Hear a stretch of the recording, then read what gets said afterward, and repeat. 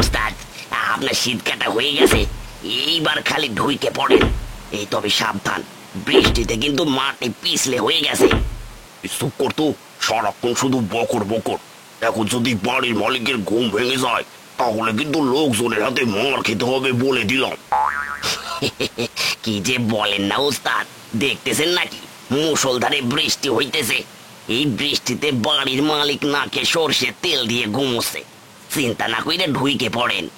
আরে আস্তে কথা বল, তোকে নিয়ে হয়েছে যত জ্বালা। এখানে চুপ করে দাঁড়া দেখি, আমি ভেতরটা দেখে আসি। তবে সাবধান, কাউকে দেখলি আমায় সতর্ক করবি। কি যে বলেন না ওস্তাদ, 15 বছরের অভিজ্ঞতা, অত সহজে আপনারে ধরা পড়তে দেব না। এখন বিধাতার নাম নিয়ে ঢুকে পড়েন দেখি। দূর দূর, এই ছেলের বক বকানি দেখি কিছুতেই থামে না। এ কথা বলেই বিনোদ যখন শীত কাটা গর্তে ঢুকতে যাবে তখনই একটা সাপ সেদিক দিয়ে বেরিয়ে আসে। সেটা দেখেই বুদ্ধু দ্রুত সেটাকে দূরে ছুঁড়ে মারলো।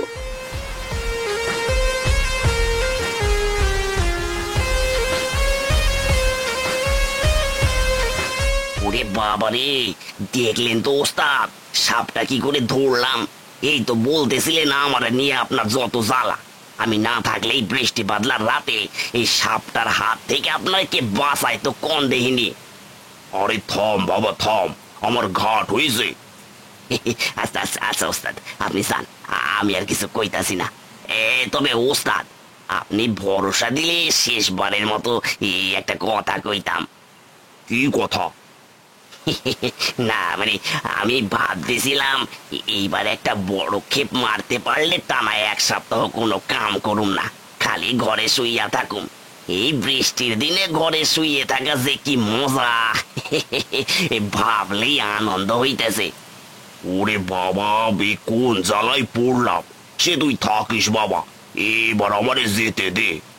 কথাটা বলেই বিনোদ আবারও শীত কাটা গর্ত দিয়ে ঘরের ভেতরে ঢুকে পড়ল। সারা রাত চুরি করে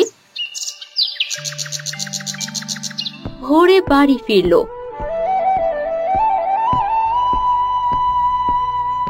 মালা, মা মালা, কোথায় গেলি মা? এতক্ষণে তোমার আসার সময় হলো বাবা। এগুলো রাখতো মা, সারা গায়ে তেল মেখে আসে। যাই, আমি বরং স্নানটা সেরে আসি। আর কতদিন বাবা, আর কতদিন তুমি এভাবে চুরি করবে?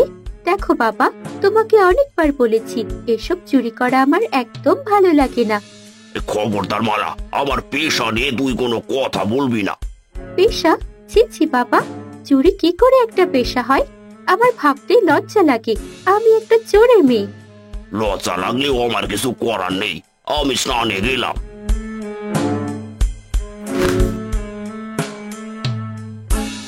কথাটা বলেই বিনোদ সেখান থেকে চলে গেল।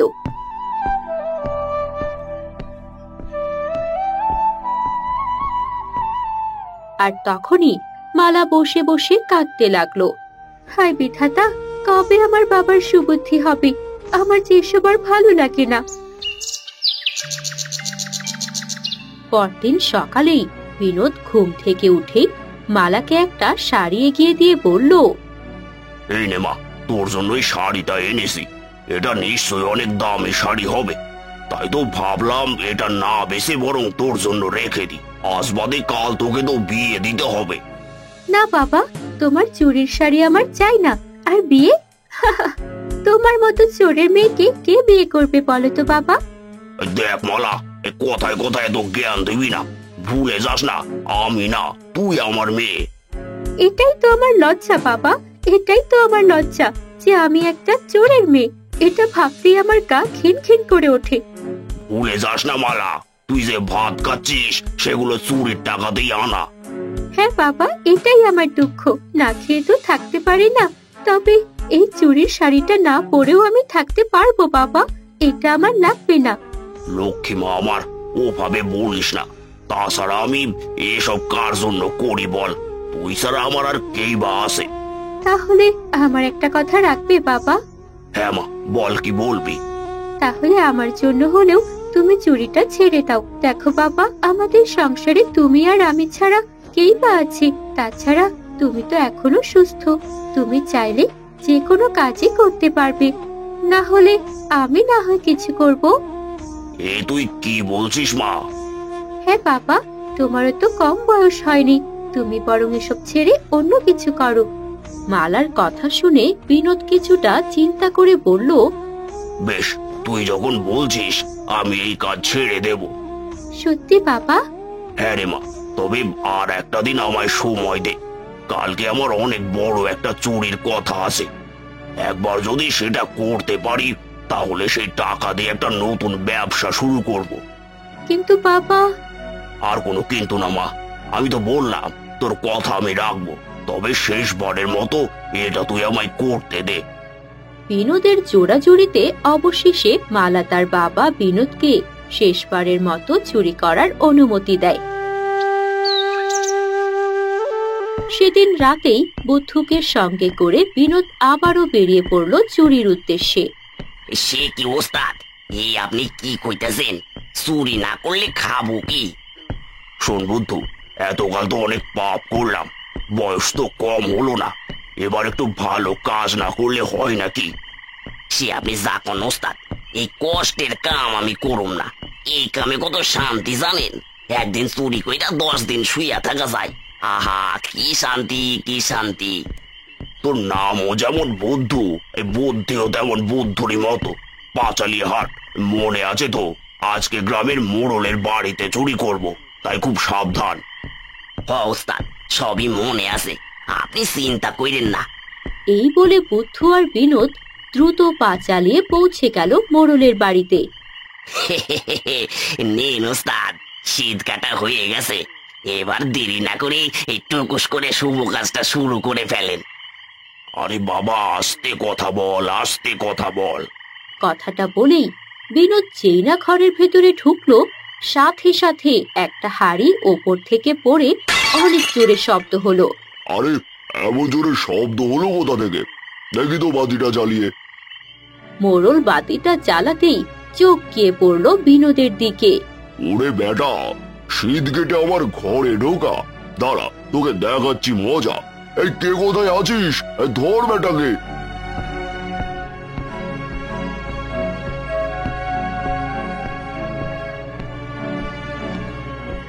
ওরে বাবারে, ভেতরে মোড়লের গলা শোনা যাচ্ছে। এর মানে ওস্তাদ ধরা পড়ছে। নিজে বাঁচলে পরের নাম পালা বুদ্ধু পালা। বুদ্ধু পালিয়ে গেলেও মোড়লের লোকেরা বিনোদকে ধরে ফেললো। ছেড়ে দিন বাবু, ছেড়ে দিন আমায়, বিপদে পড়েই কাজ করেছি, এবারের মতো ছেড়ে দিন বাবু। অত সোজা না। এবারে এতদিন যে চুরিগুলো হচ্ছিল সবগুলো তুই করেছিস। তোর এত সাহস, এবার কিনা তুই আমার ঘরে ঢুকেছিস। দাঁড়া, কালকেই সালিশ বসাবো। নে, সবাই ওকে ভালো করে দড়ি দিয়ে বাঁধ দেখি। মোড়লের কথা মতো তার লোকেরা বিনোদকে বেঁধে ফেললো। পরদিন সকালেই সালিশ বসানো হলো। মোড়ল মশাই, দয়া করে এবারের মতো আমার বাবাকে ছেড়ে দিন। আমি কথা দিচ্ছি, বাবা আর কখনো এমন কাজ করবে না। এতদিন শুনেছি চোরের মায়ের বড় গলা, আজ তো দেখি চোরের মেয়ের গলাও কম বড় না। ওগো, একে তুমি একদম ছাড়বে না। ঠিক বলেছেন, এই বাপ মেয়েকে গ্রাম ছাড়া করতে হবে। এতদিন ওর বাপটা তো আমাদের কম জ্বালায়নি। না না, আমাদের তাড়িয়ে দেবেন না, তাড়িয়ে দিলে আমরা কোথায় যাব? ডং দেখে বাঁচিনে বাপু, এই মেয়েটাও কি কম নাকি? এতদিন ভাবতাম খুব ভালো মেয়ে, আজ তো বুঝলাম গিটে গিটে বুদ্ধি। কে জানে ওর হাত টানের কি অবস্থা। এ তুমি কি বলছো কাকিমা? ছোটবেলা থেকে তোমার বাড়িতে কত গেছি, আর আজ তুমি আমাকেও চোর বলছো? কি বলবো বাপু, চোরের মেয়ে তো আর সাধু হবে না। শোনো বাপু, রক্তই কথা বলে। দয়া করে আমার মেয়েকে তোমরা কিছু বলো না। তোমরা আমায় যা শাস্তি দেবে তা আমি মাথা পেতে নেব, তবুও দয়া করে আমার মেয়েটাকে মিথ্যে বদনাম দিও না। চুপ, একদম চুপ। চুরি করে আবার বড় বড় কথা। ঠিক বলেছেন মোড়ল মশাই, ওকে কঠোর শাস্তি দিন, যাতে এই গ্রামে আর কখনো চুরি করার সাহস না পাই। কথাটা শুনেই মালা মোড়লের পা ধরে বলল, না না মোড়ল মশাই, দয়া করে আমার বাবাকে কোনো কঠোর শাস্তি দেবেন না। বিশ্বাস করুন, বাবা বলেছিল এবারই বাবা শেষ চুরি করবে, এরপর আর কখনো সে চুরি করবে না। দেখলেন তো মোড়ল মশাই, এই মেয়েটাও কম যায় না। এর মানে মেয়েটাও জানতো যে ওর বাবা চুরি করে, অথচ এতদিন মুখে কুটোটাও নড়েনি। ঠিকই তো, ওকে চুরির ভাত খায়নি নাকি? ভাবতাম মা মরা নিরীহ মেয়ে, অথচ ভেতর ভেতর যে এত বিষ তা তো আগে বুঝিনি। তাই তো বলছি, মেয়েটাকে শাস্তি দিন মোড়ল মশাই, ওর কম দোষ নেই। না না, দোহাই তোমাদের, আমার মেয়েটাকে তোমরা কোনো শাস্তি দিও না। চুপ, একদম চুপ, একটা কথাও বলবি না। একে তো চুরি, তার উপর বড় বড় কথা। ওগো, সবাই তো ঠিকই বলছে, এই বাপ মেয়ে দুটোকেই শাস্তি দাও। আহা, তোমরা সবাই এত কথা বলছো কেন? আমি তো বলছি, ব্যাপারটা আমি দেখছি। মোড়ল মশাই, দয়া করে আমার বাবাকে ছেড়ে দিন। আমি কথা দিচ্ছি, আমার বাবা আর কখনো চুরি করবে না। টং দেখে বাঁচি নে, চোরের মেয়ের কথার আবার কোনো দাম আছে নাকি? না না না না, এই বাপ মেয়ের সাথে আমরা কেউ থাকতে পারবো না। মোড়ল মশাই, আপনি বরং এই দুটোকেই গ্রাম ছাড়া করুন, এটা ওদের যোগ্য শাস্তি। এ তুমি কি বলছো কাকি? গ্রাম ছাড়া হলে আমরা যাব কোথায়? শত হলেও এই গ্রাম তো আমাদেরও। অথচ তো আমরা জানি না বাবু, আমরা তোদের মতো চোরের সাথে থাকতে পারবো না। কি ভাইরা, কি বলো সবাই? এক এক করে সব গ্রামবাসী মালা আর বিনোদের ওপর চড়াও হলো। তখন মোড়ল মশাই বলল, আহা, থামো তোমরা। বেশ, তোমরা যখন চাইছো তখন তাই হবে। এই যে বিনোদ, শোনো, কাল ভোর হওয়ার আগে তোমরা বাপ মেয়ে এই গ্রাম ছেড়ে চলে যাবে। খবরদার, ভুলে আর ফেরত আসবে না। এই আপনি কি বলছেন মোড়ল মশাই? এমন শাস্তি আমাদের দিন না, গ্রাম ছেড়ে আমরা কোথায় যাব? শোন রে মেয়ে, তোদের কপাল ভালো, তোদেরকে গ্রাম ছাড়া করছি, নইলে আমার জায়গায় অন্য কেউ থাকলে তোদেরকে এখানেই মেরে ফেলতো। এই যাও যাও, সবাই বাড়ি ফিরে যাও। আর হ্যাঁ, তোরাও যা। এক এক করে সব গ্রামবাসী সেখান থেকে চলে গেল। এরপর মালা আর বিনোদও মন খারাপ করে বাড়ির দিকে রওনা হলো।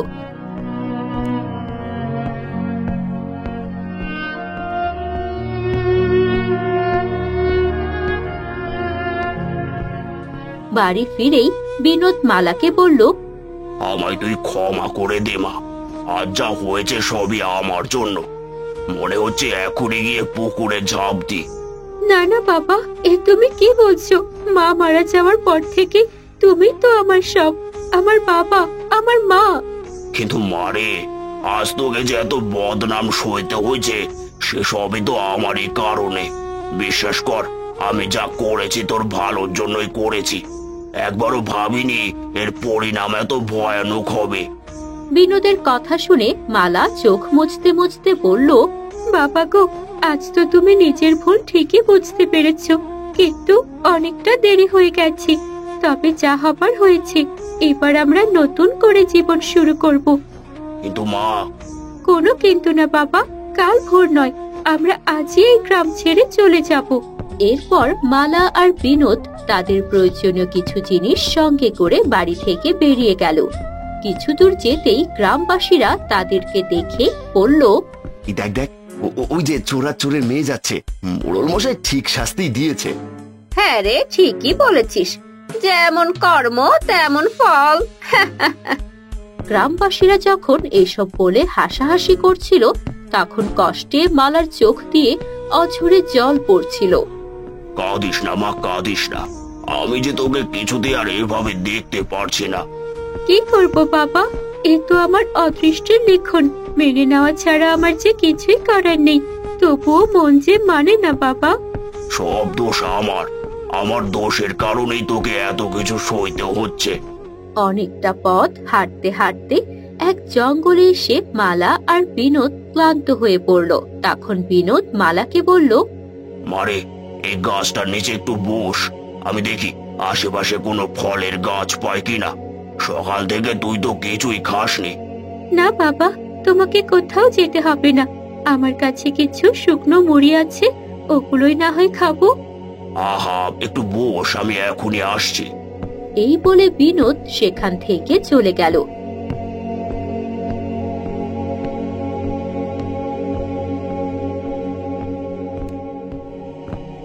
আর মালাও সুযোগ পেয়ে একটা গাছের নিচে বসে মনের দুঃখে কাঁদতে লাগলো।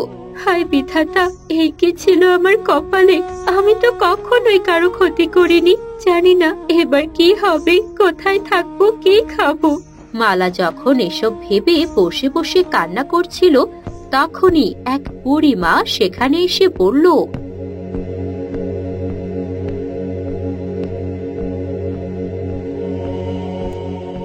কে গো তুমি? এই জঙ্গলে বসে বসে কাঁদছো? কি হয়েছে তোমার? আমি এক অভাগী বুড়িমা, বহু দূর থেকে এসেছি। কিন্তু তুমি কে? আর এই জঙ্গলে তুমি বা কোত্থেকে এলে? আমি এক ভিক্ষুক মা, পথ ভুলে জঙ্গলে চলে এসেছি। খিদেতে পেটটা চো চো করছে, কিন্তু এই জঙ্গলে খাবার কোথায় পাই বলো তো? বুড়িমাকে দেখে মালার খুব মায়া হলো, তাই সে নিচের টোপলা থেকে কিছু শুকনো মুড়ি বুড়িমাকে দিয়ে বলল, এই নাও বুড়িমা, এটুকু খাও, দেখবে কিছুটা হলেও তোমার পেট ভরবে। সে কি গো, এখানে তো এতটুকুই মুড়ি আছে, আমাকে যদি দাও তাহলে তুমি কি খাবে? আমাকে নিয়ে ভেবো না তো, তুমি খাও। মালার কথা শুনে বুড়িমা খুব তৃপ্তি করে মুড়িগুলো খেয়ে বলল, আহা, মুড়িটুকু খেয়ে পেটটা যেন ভরে গেল। সত্যি তুমি খুব ভালো মেয়ে। আর হ্যাঁ, এভাবে দুঃখ করো না, বিধাতা নিশ্চয় তোমার সব কষ্ট দূর করে দেবেন। কি জানি বুড়িমা, কবে কপাল খুলবে।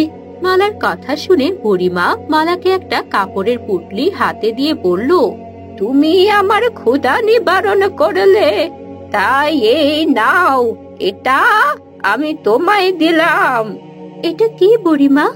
তেমন কিছু নয়, তবে এটা এখন নয়, আমি চলে গেলে তবেই খুলবে। কে বলতে পারে, এটাই হয়তো তোমার কষ্ট দূর করে দেবে।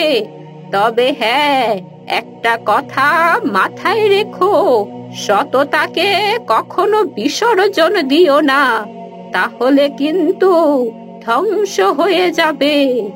এ কথা বলেই বুড়িমা সেখান থেকে চলে গেল।